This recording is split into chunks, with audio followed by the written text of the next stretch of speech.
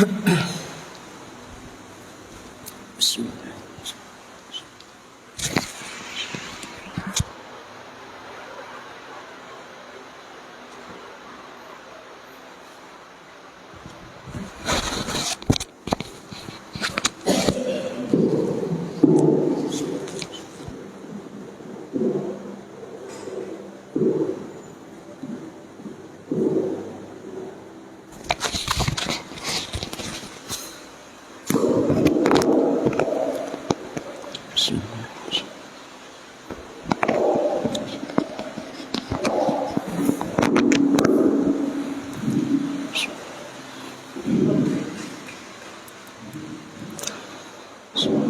Assalamualaikum warahmatullahi wabarakatuh. Bismillahirrahmanirrahim. Ila hadratin nabiyil mustafa Muhammad sallallahu alaihi wasallam wa ala alihi wa sahbihi ajma'in. Lahumul Fatihah. A'udzu billahi minasyaitonir rajim. Bismillahirrahmanirrahim. Alhamdulillahi rabbil alamin arrahmanir rahim maliki yaumiddin. Iyyaka na'budu wa iyyaka nasta'in. Ihdinas siratal mustaqim. Siratal ladzina an'amta 'alaihim ghairil maghdubi 'alaihim waladdallin. Rabbi ighfirli wa liwalidayya amin. Hadiyatan minna ila arwahi masyikhina wa limuallimina wa limurabbi ruhina wa liman ajazana wa limursyidina wa liulamaina wa limuassis wal masyayikh nahdlatil ulama ajma'in wa li awliyatis ati wa li songo ajma'in, khususan ila ruhi sultanil awliya Syekh Abdul Qadir Al-Jilani radhiyallahu anhu, wa khususan ila ruhi musannif muallif kitab Matnul Ghayah wa Takrib Al-Imam Al-Qadhi Abu Suja Ahmad bin Husain Al-Isfahani Asy-Syafi'i Al-Asy'ari Al-Maqi rahimahullah, wa ila arwahi masyikhina fil mahad Tabu Ireng Jombang ajma'in, wa ila arwahi masyikhina fil mahad Darul Ulum Rejoso Peterongan Jombang ajma'in, wa jami'i usulihim wa furu'ihim wa aswajihim wa dzurriyyatihim wa ahli silsilatihim wa muridihim wa muhibbihim wa jam'iyyatihim wal akhidina minhum.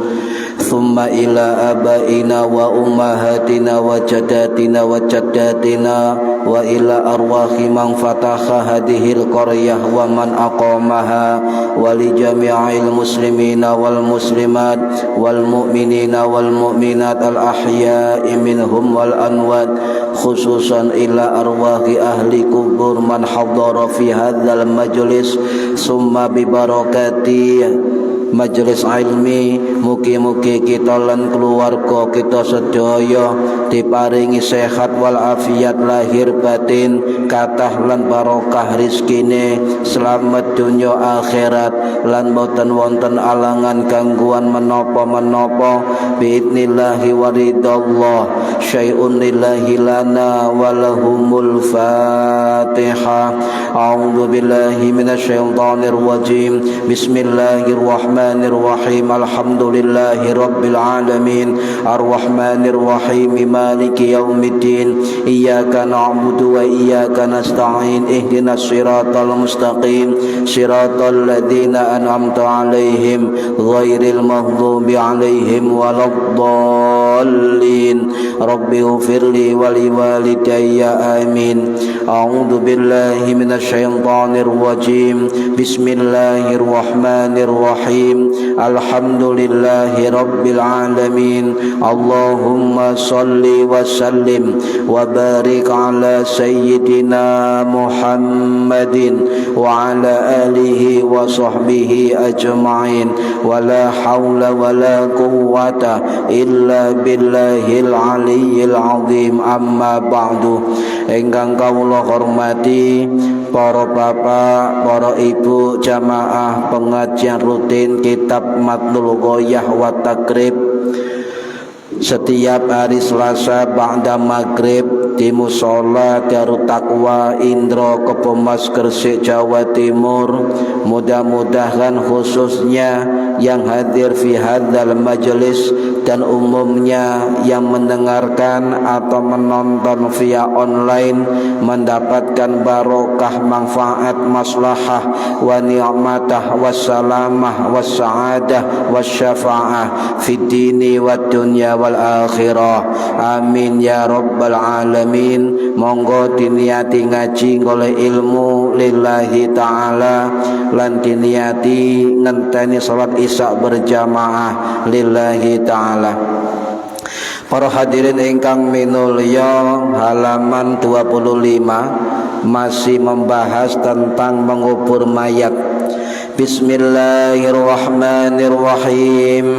Wa yudja'u lan membaringkan mayit fil qabri ing dalem kubur ba'da ayyu ammaqo sa'wuse yento den gali qomatan sedalam orang berdiri wabastotan lan tangan diulur ke atas wayusabtohu lan diratakan munjuk wayusabtohu niku diratakan agak tinggi sedikit al-qabru kubur wala yubna lan ojo mbangun alaihi ing atase kubur wala yujassasu lan ojo dilepok ojo ditembok di atas kubur.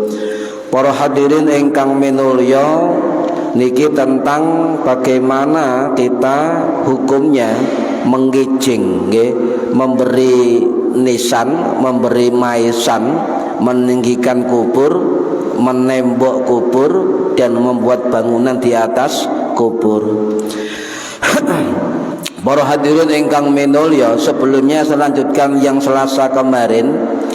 Jadi sebelum mayat niku dihadapkan ke liang lahat, ke barat dimasukkan liang lahat, dihadapkan ke barat niku pasti dibuatkan ganjel bantalan bunder bunder niku gawe ganjel damel jenazah. Lah bagaimana hukumnya membuat ganjel-ganjel tadi untuk jenazah? Lah niki wonten fatwa saking Darul Ifta Mesir, lembaga fatwa Mesir niku mengatakan hukum membuat ganjelan atau bulatan-bulatan untuk bantalan jenazah niku adalah tindakan yang boleh dilakukan. Napa boleh dilakukan? Bahkan ada yang mengatakan sunnah dilakukan. Mengapa sunnah? Sebab Kanjeng Nabi niku pernah melakukan, Pak. Kanjeng Nabi niku pernah melakukan. Bahkan juga Abu Bakar As-Siddiq radhiyallahu an sing wafat tahun 634 Masehi di Nabawi niki wonten ten kitab Al-Musannaf karangannya Al-Imam Abdul Razzaq As-San'ani rahimahullah sing wafat tahun 826 Masehi di Yaman, merupakan guru dari Imam Hambali rahimahullah. Niku riwayat saking Imam Ibnu Juraih Al-Baghdadi rahimahullah sing wafat tahun 767 Masehi di Baghdad, menceritakan secara singkat bahwa Sayyidina Abu Bakar As-Siddiq itu pernah membuat ganjelan untuk jenazah Kanjeng Nabi, tapi bukan buntelan tanah liat, tapi dari seperti batu bata diganjel dan jenazah Kanjeng Nabi. Jadi sahabat melakukan terhadap jenazah Kanjeng Nabi, Pak. Yang lainnya wonten riwayat niki juga perbuatan dari sahabat namanya Ibnu Abbas radhiyallahu an sing wafat tahun 687 Masehi di Taif. Niku pernah melakukan membuat ganjelan berupa tanah terhadap jenazah bibiknya bojoe Kanjeng Nabi nggih menika Sayyidah Maimunah radhiyallahu anha sing wafat tahun 671 Masehi, dimakamkan di desa Sarfan di Mekah. Jadi bojoe Kanjeng Nabi yang jauh dari Madinah makamnya ya cuma satu, yaitu Sayyidah Maimunah. Mengapa dikuburkan di Sarfan? Niku kurang lebih Pak 10 mil dari Mekah ke selatan, ke utara arah Madinah. Kalau 1 mil itu 0,67 kali 10, kurang lebih jarak desa Sarfan dari Masjid Haram itu 7 sampai 8 kilometer. Jenengan lek umroh utawa haji sempatkan nggih rombongan numpak taksi wong 6 urunan niku kurang lebih 20 real urunan wong 6. Pinten niku Ben? 3 realan pun tutuk makame Ibu Maimunah. Mriki pundi bunder menika jarake nggih, mriki bunder niku 7 kilometer. Tabarukan ten Ibu Maimunah. Napa tabarukan ya Allah, dengan berkahnya Ibu Maimunah bojo Kanjeng Nabi, mugi-mugi anak turun kula sing wedok-wedok dados mulya kados Ibu Maimunah. Ngoten Pak, tabarukan. Njaluk Gusti Allah. Tapi aja nang kuburan, Bu Maimunah aku njaluk. Ha iki syirik. Niki syirik. Sing penting ana ya Allah, kula nedhi panjenengan niki sarana tawassul tabarruk nggih niku. Lah para hadirin rahimakumullah nggih. Lah niku berarti sahabat itu pernah membuat bulatan ganjelan untuk jenazah agar bisa menghadap ke barat nggih. Dihadapkan ke barat. Lah niki jumhur ulama hukumnya sunnah. Paham nggih? Hukumnya sunnah. Embuh teko batu bata, embuh teko tanah liat, mbuh teko tanah, mbuh teko napa mawon, sing penting saged didamel ganjel miringi hadapi jenazah ten kiblat nggih. Niki jadi napa disunahkan. Nah, sebagian tata cara membuat bulatan Pak nggih untuk ganjel jenazah niku diterangkan dalam kitab Fathul Qorib ya, karangannya Al-Imam Ibnul Ghazi ya, Ibnul Qasim Al-Ghazi As-Syafi'i rahimahullah sing wafat tahun 1512 Masehi di Ma'la Mekah. Dalam kitab itu diterangkan ya, membuat bulatan itu sunnah dan diameter bulatannya itu kurang lebih lagi takarruban kurang lebih 10 cm kurang lebih sakmene nggih. Lah neten kurang lebih mawon ojo engko garisan Pak, kurang lebih 10 cm nggih. Pinten jumlahe?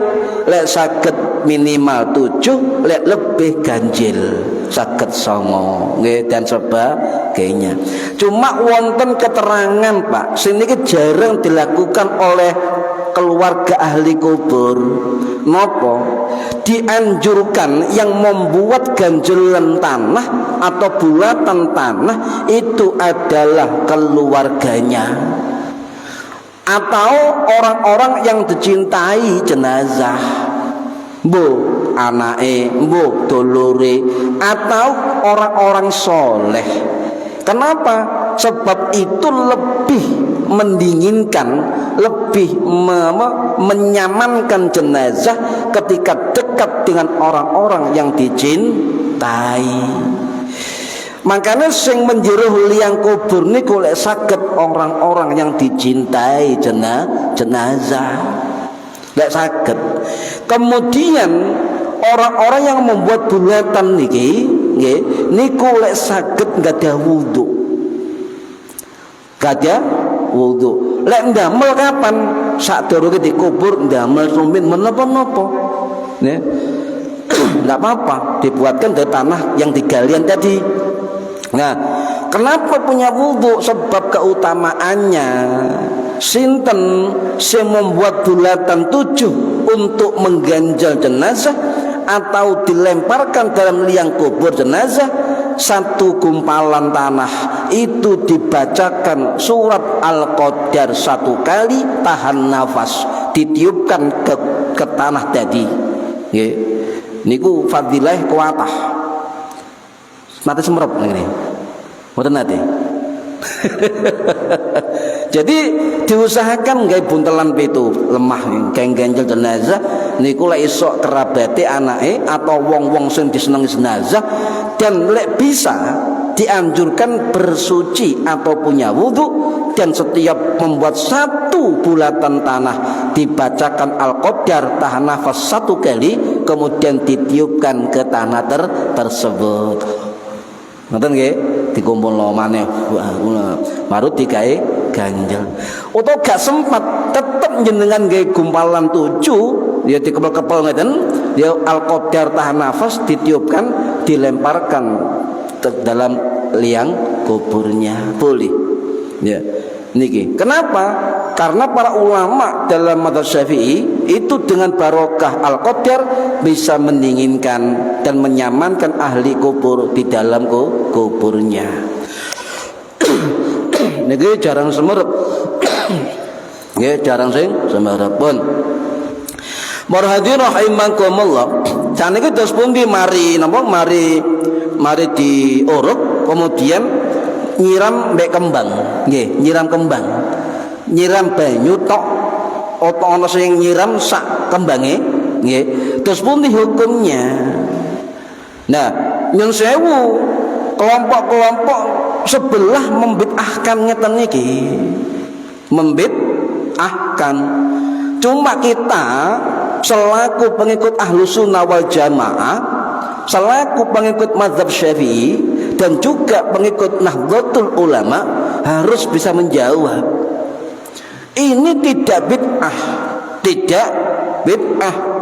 Tradisi menyiram air dan juga air mawar, air kembang setelah jenazah dikuburkan di atas kuburnya, ini jumhur ulama mengatakan sunnah, kecuali ulama mereka. Paham nggih? Paham nggih?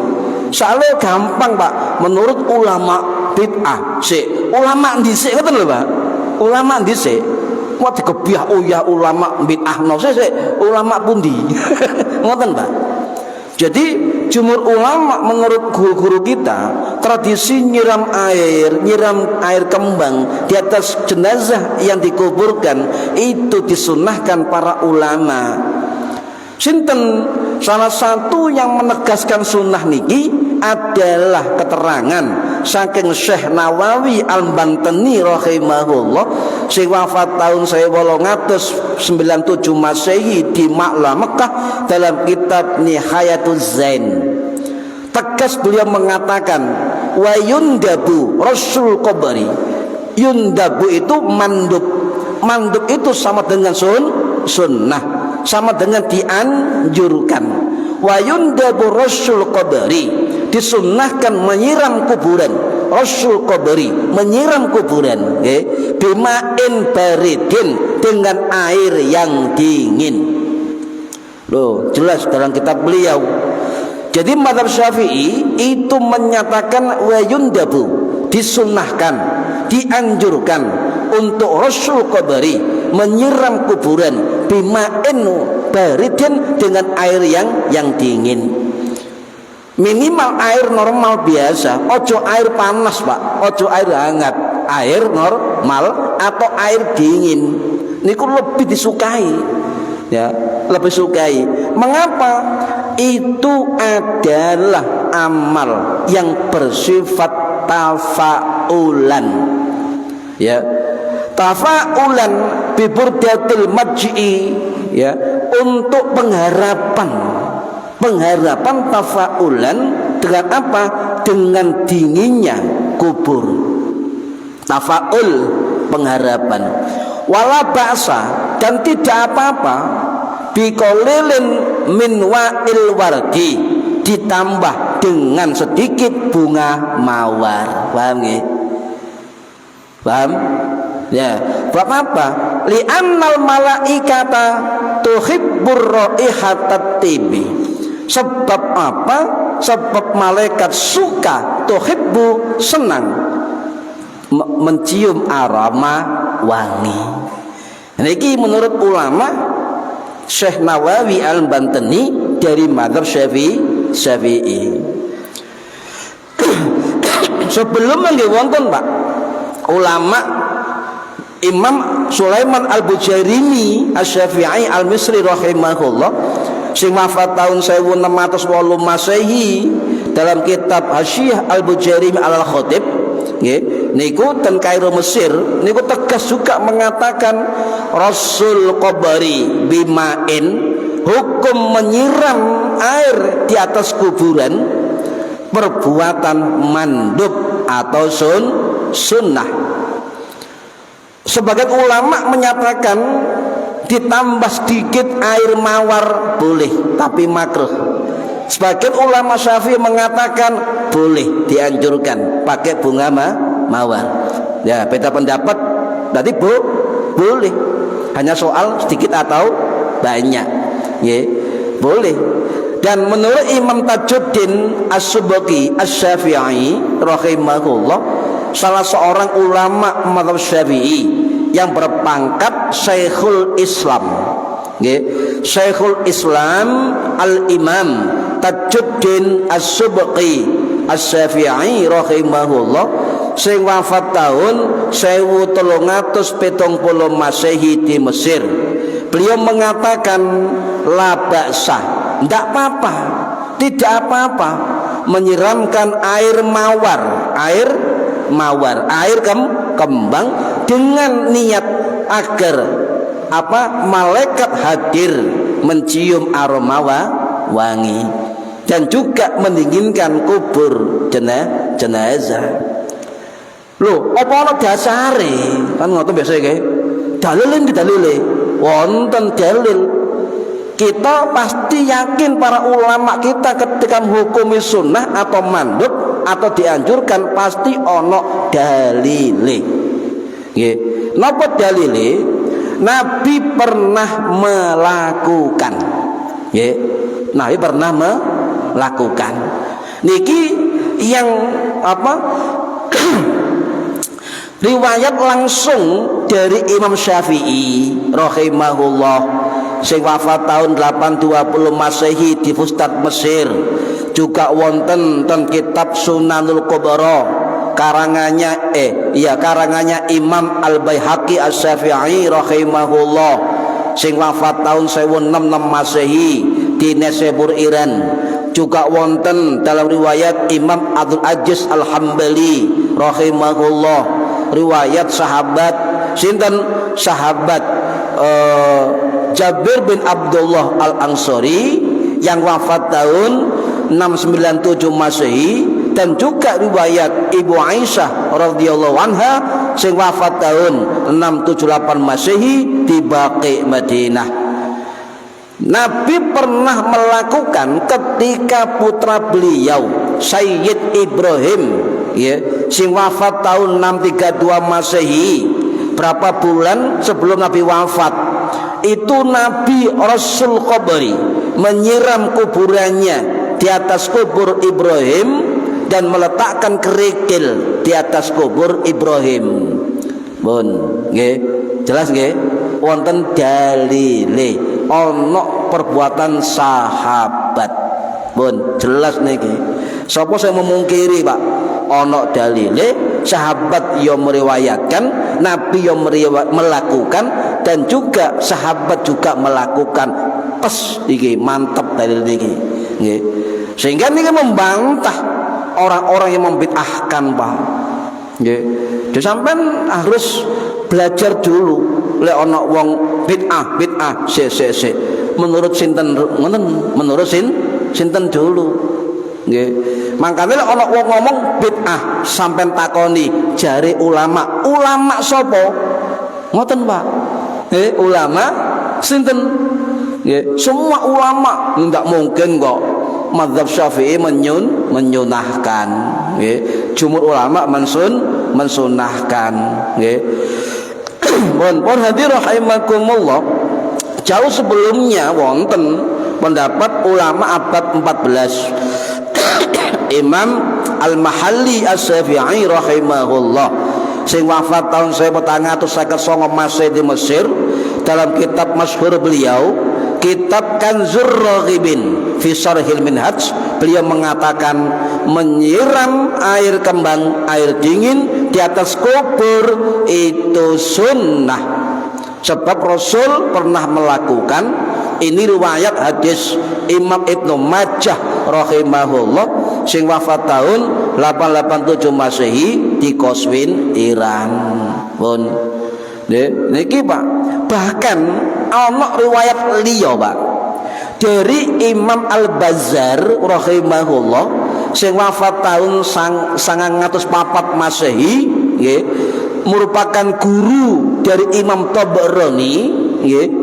Niku wonten riwayat dalam kitab beliau, napa Rasulullah tidak hanya pernah melakukan menyiram kembang, air kembang di atas kubur Ibrahim putranya, tapi Nabi juga pernah menyiramkan air dingin kepada kubur dua sahabatnya, sahabat Sa'ad bin Mu'adz radhiyallahu an dan sahabat Utsman bin Ma'dzun radhiyallahu anhum. Paham nggih? Niki nggih. Lah Al-Bazzar niki sinten Pak? Murid Imam Bukhari, murid Imam Muslim, murid Imam Abu Dawud, sanate jelas. Paham nggih? Niki. Jadi cekak mamang panjenengan Pak, cekak mamang.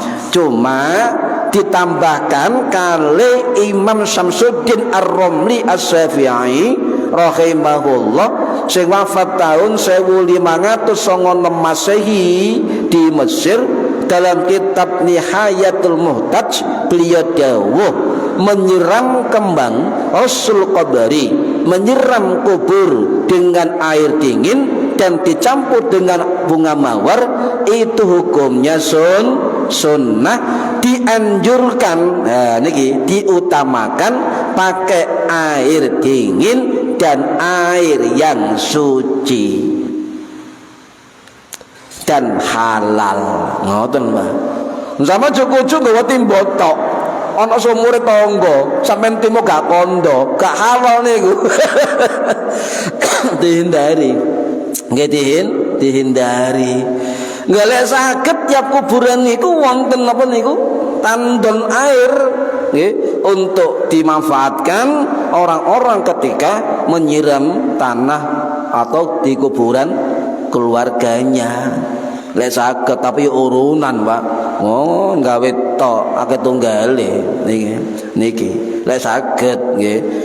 Nah, para hadirin rahimakumullah. Nah, kemudian para ulama menyimpulkan perbuatan itu hukumnya mandub atau sunnah.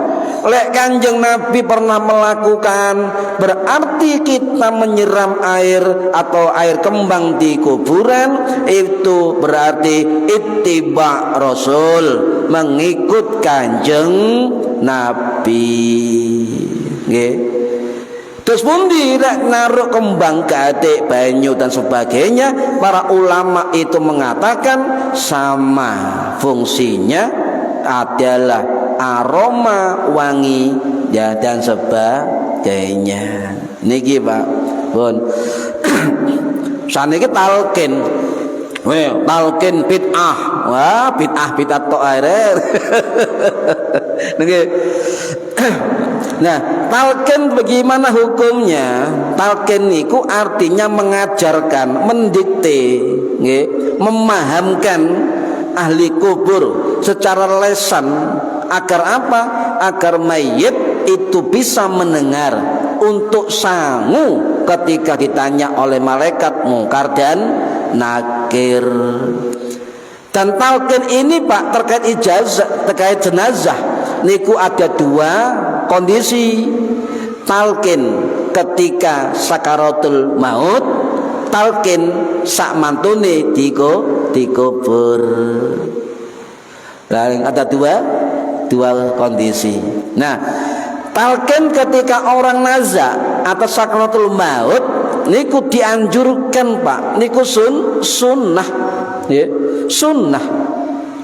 Bahkan yang sewu Imam Samsuddin Al-Qurtubi Al-Maliki rahimahullah sing wafat tahun 1273 Masehi di Spanyol, dalam kitab beliau, kitab At-Tadhkirah fi Ahwadil Mauta wa Umuril Akhirah, beliau mengatakan sangat dianjurkan ya apa mentalkin orang yang nazak atau sakaratul maut ya, itu disunahkan. Bahkan beliau menegaskan sunnah ma'thurah. Ma'thurah apa? Pernah dicontohkan, dilakukan Kanjeng Nabi Muhammad sallallahu alaihi wasallam. Berarti itu perkara masyru'iyah, perkara yang disyariatkan oleh agama. Nalkin mayit ketika nazar niki Pak nggih. Soal hadis dhaif gak dhaif itu perbedaan ulama hadis ya. Soalnya wonten ustadz ulama yang tidak mau hadis dhaif, ndak gelem belas sahih Bukhari Muslim nggih niku bener hadis sahih number 1 Bukhari Muslim muttafaqun alaih nggih. Tetapi kalau alergi dengan hadis dhaif misalnya, maka tidak pernah membaca kitabnya Imam Bukhari yang lain, kitab Adabul Mufrad. Jadi Imam Bukhari ini membuat beberapa kitab Pak, tidak hanya kitab Sahih Bukhari, juga kitab Adabul Mufrad. Di dalam kitab itu Imam Bukhari juga mencantumkan hadis-hadis hasan, juga hadis-hadis dhaif. Berarti Imam Bukhari tidak alergi dengan hadis dhaif. Paham nggih? Oleh sampeyan mengikuti kesahihan Imam Bukhari, seharusnya juga membaca kitab Adabul Mufrad.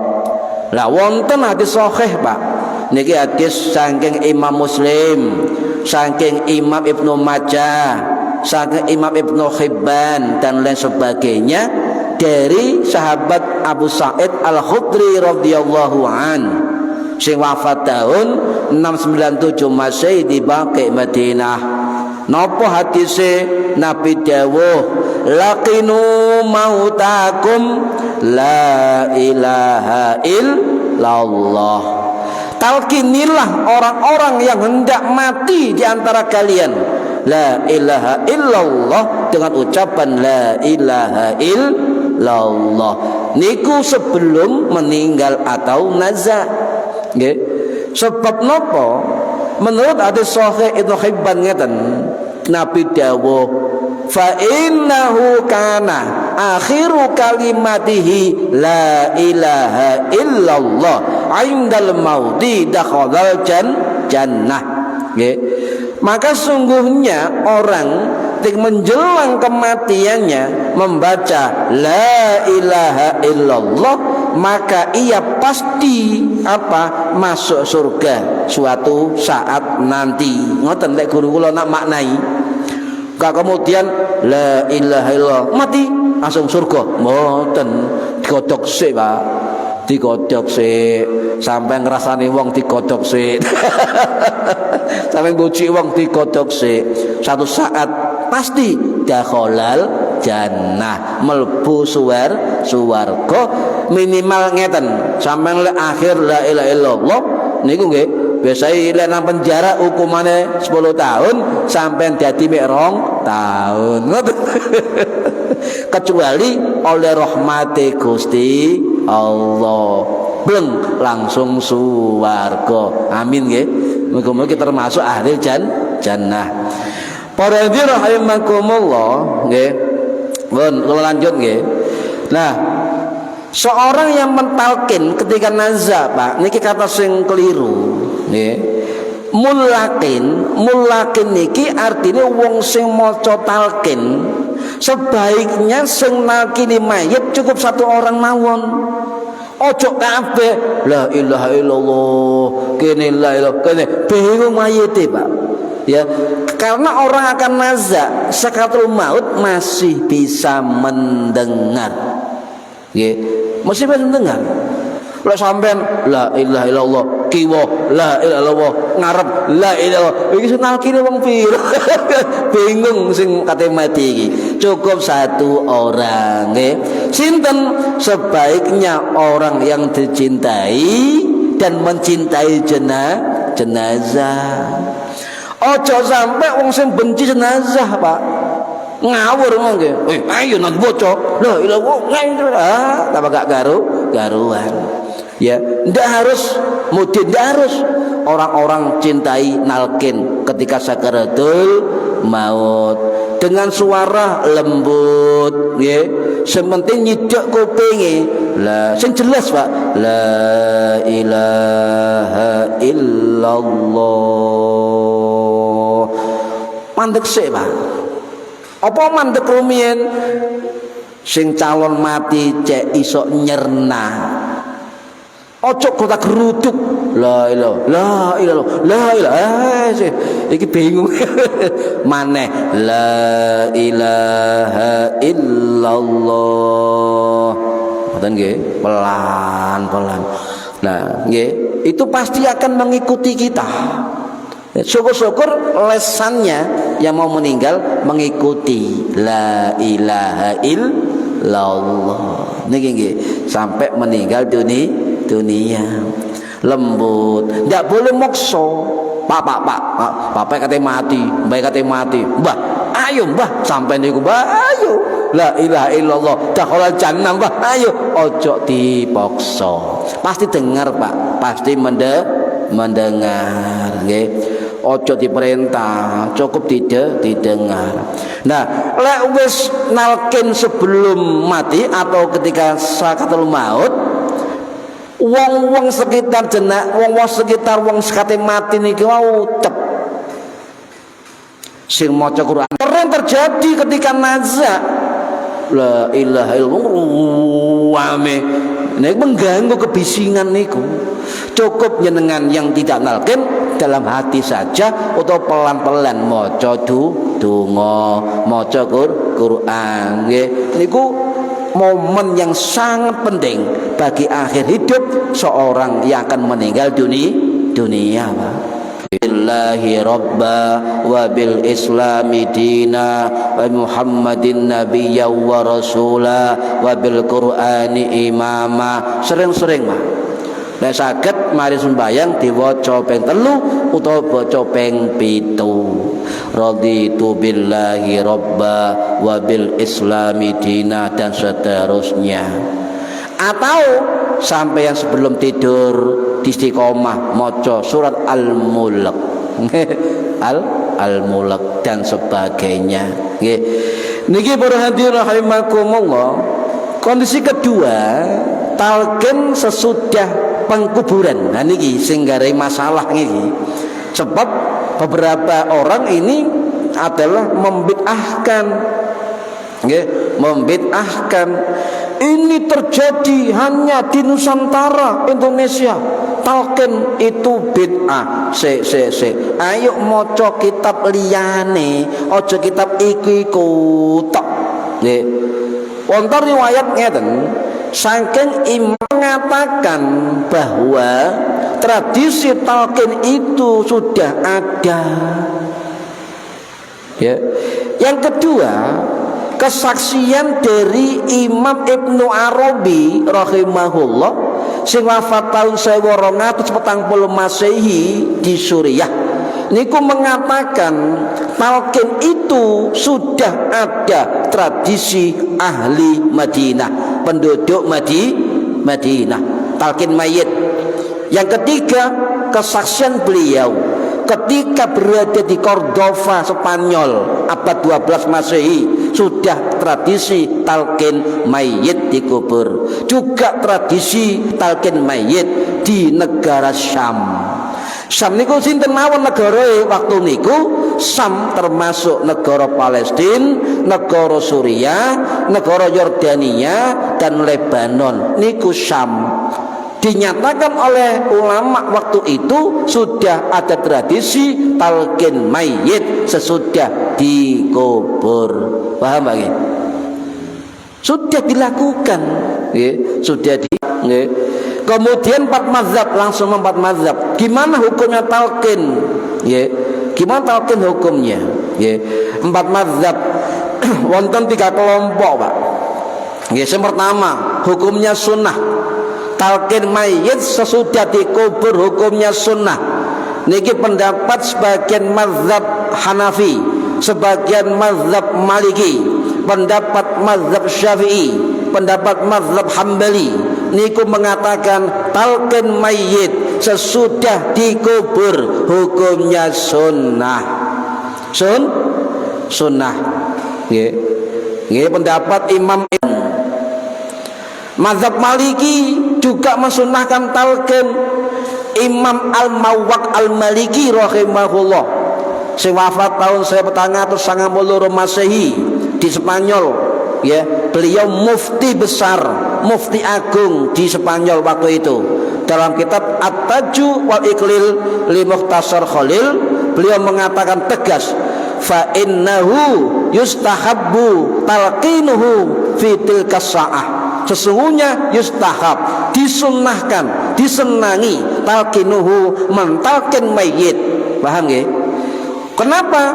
Beliau mengatakan wahwa fi'lkan ketika dikubur. Ayo kita buka Imam Mansur bin Yunus Al-Bahuti Al-Hambali rahimahullah, sing wafat tahun 1641 Masehi di Mesir. Dalam kitab Syarah Muntahal Iradat, beliau dawuh jelas, was sunnah talqinuhu ay al-mayyiti ba'da dafni indal qabri. Sunnah mentalqin mayit sesudah dikubur. Paham, Pak? Fayajlisu inda ra'sihi. Sunnah talqin mayit, dan yang menalqin itu duduk di arah kepalanya mayit. Paham nggih? Duduk menghadap kepala mayit, berarti yang talqin ngadep ngetan. Lah, dari jumhur ulama, Pak, niku talqin mayit sesudah ba'da dafnin, setelah pengkuburan, itu hukumnya sunnah. Kemudian ada kelompok ulama menyatakan hukumnya mubah, boleh. Niki sebagian kecil dari ulama mazhab Hanafi. Nggih. Niki. Lho, ana sing bid'ahno se. Imam Ibnu Taimiyah, rujukannya ulama Wahabi, nggih. Dalam kitab beliau, kitab Al-Fatawa Kubra, beliau mengatakan tegas, talqin mayit hukumnya mubah, boleh. Paham ya? Talqinuhu ba'da mautihi laisa wajiban bil ijma'.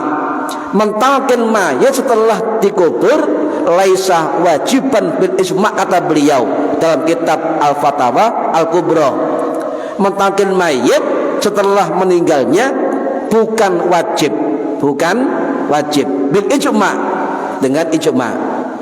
Tapi walakana min amalil muslimin al masyhur bainahum ahdin nabi sallallahu alaihi wasallam, dan itu bukan merupakan amal masyhur kaum muslimin pada zaman Nabi wa khulafaihi dan khalifahnya. Tapi beliau mengatakan tapi zalika ma'dzurun min ta'ifatin minas sahabah. Tapi demikian ini talqin mayit adalah ma'dzur, dilakukan oleh sebagian sahabat Kanjeng Nabi. Sebab beliau mengatakan Ka'abi Umamah Al-Bahili, seperti sahabat Abu Umamah Al-Bahili, dan juga seperti Wawathilah Tab'anil Asqa, sahabat Wasilah bin Al-Asqa. Paham Pak nggih? Nah, ini cek paham.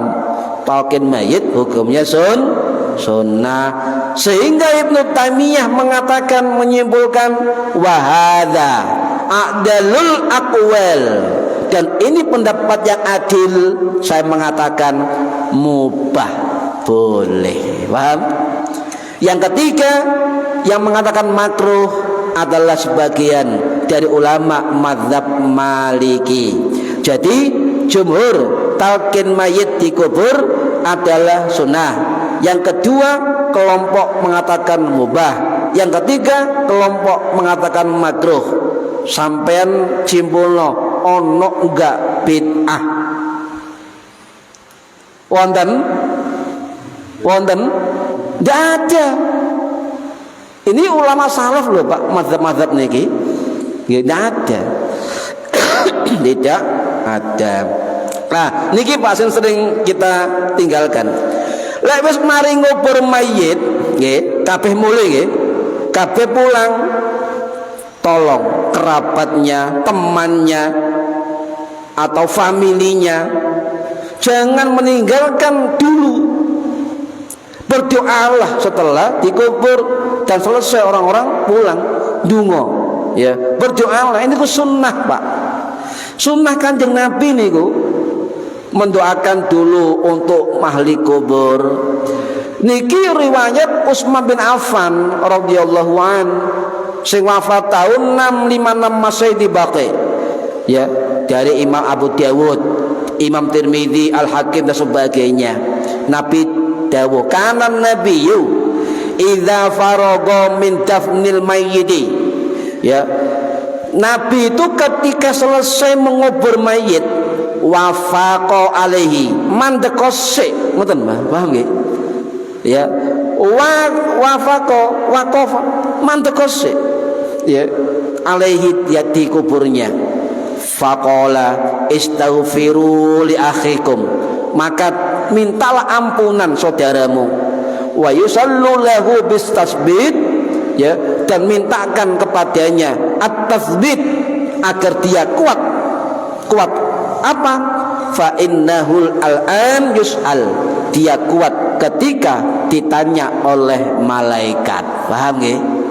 Jadi ndonga loro, istighfar kepada mayit, yang kedua tasbit, meneguhkan, minta dikuatkan ahli kubur itu bisa menjawab pertanyaan malaikat mungkar dan nakir. Ya, Allahumma ighfir lahu warhamhu munis nisfal muddati, Allahumma tasbithu inda su'al baqiyaha. Ya Allah, sayangi, ampuni, ya, dan kuatkan dia ketika menjawab pertanyaan malaikat mungkar dan nakir. Ya, kalau tambah sekecil nggih. Syekh Soleh Darat, ya, Mbah Soleh Darat Semarang sing wafat tahun nggih Syekh 103 Masehi di Berkota Semarang niku dalam kitab Al-Munjid dawuh, mari dikubur ojo ngalese, maca donga istighfar, maca at-tasbit untuk mayit, boleh maca Yasin, boleh maca Al-Mulk, boleh maca tahlil, monggo. Niku kata Mbah Soleh Darat Semarang, hukumnya sunnah. Ojo ditinggal bles, tetep lungguh dongakno Pak nggih. Paham nggih? Nah, ndonga malih, Allahumma nazzil bika sahibana, ya Allah mudukno rahmatmu untuk sahabat kami, ya. Allahumma tsabbit 'indan mas'alati mantiqah, ya Allah tetapkan dia mampu jawab pertanyaan, nggih. Nah niki Pak penting untuk didoakan, nggih. Mugi-mugi keterangan niki damel beto manfaat fid dini wad dunya wal akhirah. Nggih. Lah mugi-mugi saged dilampahi, sebab ternyata ketika ngaji muka kita para ulama, kata sunnah-sunnah yang kita lewatkan. Paham nggih? Niki Pak, nggih mugi-mugi manfaat fid dini wad dunya wal akhirah. Al-Fatihah. A'udzubillahi minasyaitonir rajim. Bismillahirrahmanirrahim. Maliki yaumiddin. Iyyaka na'budu wa iyyaka nasta'in. Shiratal mustaqim. Shiratal ladzina an'amta 'alaihim ghairil maghdubi 'alaihim waladdallin. Rabbi firli wa li walidayya amin. A'udzubillahi minasyaitonir rajim. Bismillahirrahmanirrahim. Allahumma shalli wa sallim wa barik ala sayyidina Muhammad. Alhamdulillahi rabbil alamin. Allahumma 'allimna ilmal Qur'an wa 'allimna ilma la ilaha illallah wa 'allimna min ladunka ilman nasiru bihi kamil mahya wal mamat. Wa sallallahu ala sayyidina Muhammad walhamdulillahi rabbil alamin. Wallahu a'lam bishawab. Assalamualaikum warahmatullahi wabarakatuh. Allahumma shalli ala Muhammad